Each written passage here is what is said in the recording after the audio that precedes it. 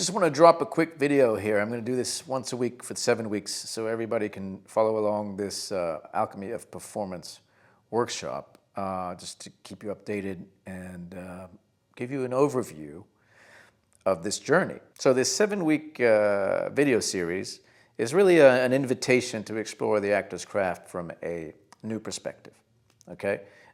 Now, whether you've never acted before or you've been acting for years, this workshop is designed for actors of all levels.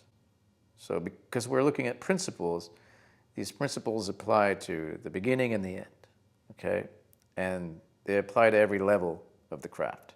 Now, I want to address the great techniques and teachers of the craft of acting: Stanislavski, Sandy Meisner, Stella Adler, Uta Hagen, Lee Strasberg, Larry Moss. The list goes on.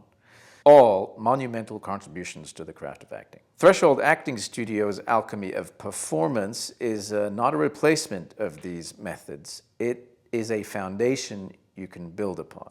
We work with universal principles that underlie all great performances. And in order to give a great performance, you need to know your instrument, inside out. Musicians know their instruments, inside out. Artists, painters, sculptors, dancers, even athletes. So what's the actor's instrument? For the actor, the instrument is the human being itself. It's you. You are the instrument. So you're the artist and the instrument. This is quite profound, so no pressure. This is the actor's responsibility. If the actor's responsibility, like any artist, is to know their instrument, then we should get to work on knowing ourselves. And the Alchemy of Performance is a workshop to do just that. So what are the strings of the human instrument? In this workshop, we look at four strings: the will of the actor, the emotional life of the actor, the intellect and imagination of the actor, and the body of the actor. But to truly know something, to truly master anything, we must go beyond the parts and understand the principles that bring it to life. In this workshop, the Alchemy of Performance, we take principles and apply them to the craft of acting. Why a principle? Okay, it's a pattern that repeats at every level of existence, in nature, in the human psyche, the human soul, in our actions, in art itself, in any created act, whether it be cosmic or cellular. So that's what a principle is. It repeats and fractals from the whole to the part, and the part in the whole. So we're looking at the craft of acting holistically. So in this workshop, we explore 7 universal principles. And this brings us to week 1, the element of fire. Now, why do we begin with fire? Because fire is the spark.